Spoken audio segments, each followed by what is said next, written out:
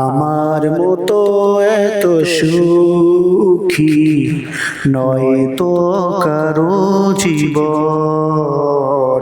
আমার মতো এত সুখী নয় তো কারো জীবন। বুকি ধরে যত ফুল ফুটালাম, সে ফুলের কাটা ছাড়া কি পেলাম? ভাগ্যের পরিহাসের নাম। তাই বিনতির কাছে বারে বারে হেরে যায় আমার মন। আমার মতো এত সুখী নয় তো কারো জীবন, নয় তো কারো জীবন। কিছু মানুষ আছি আমরা, মানুষের অতীত ভুলে যায়। যে মানুষ একসময় অনেক কষ্ট করে বা পরিশ্রম করে বা অনেক হালতেই থাকে, কেউ গরিব হালতে থাকে বা কেউ অনেক টাকা পয়সার মালিক থাকে, বা একসময় মানুষ দুমুঠো ভাত খেতে পারে না, তার থাকে না, বা দুমুঠো ভাত খেতে হলে তার অনেক পরিশ্রম কষ্ট করে তারপরে খেতে হয়। মানুষ অতীত ভুলে যায়।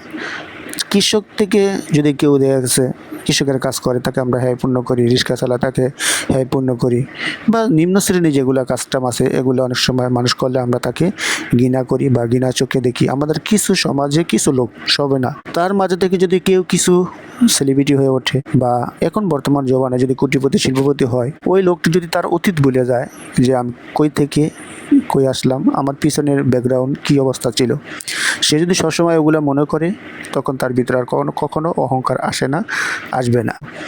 সে যদি সবসময় ওগুলো মনে করে, তখন তার ভিতরে আর কখনো অহংকার আসে না, আসবে না।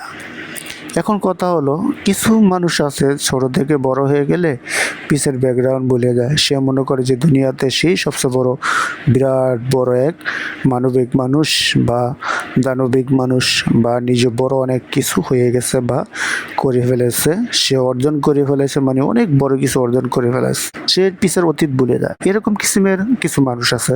আবার এরকম কিসিমেরও মানুষ আছে যে পিছনের অতীত কখনো বলে না, ওটাকে সবসময় স্মরণ রাখে, আল্লাহ পাকের শুকরিয়া আদায় করে, মানুষের প্রতি মায়া মহব্বত যে জিনিসটা, এটা সবসময় সে প্রকাশ করে তার কাজে কর্মে হাতে জবানে। এটাই তো উত্তম, এটাই তো সবচেয়ে ভালো মানুষ, এটাই তো সবচেয়ে সে বড় দানবিক মানুষ, বা তাকে সবচেয়ে মহান ভালো মানুষ বলা হয় বা বলা যেতে পারে। তাই আমার কিছু কথা এটাই আমি বোঝাতে চেষ্টা করি বা বোঝানোর চেষ্টা চাই যে আমরা যে মানুষ যে অবস্থায় আছি, সবসময় আল্লাহ পাকে ভয় করি, মানুষকে ভালোবাসি, মানুষকে ঘৃণা না করি। আল্লাহ পাকে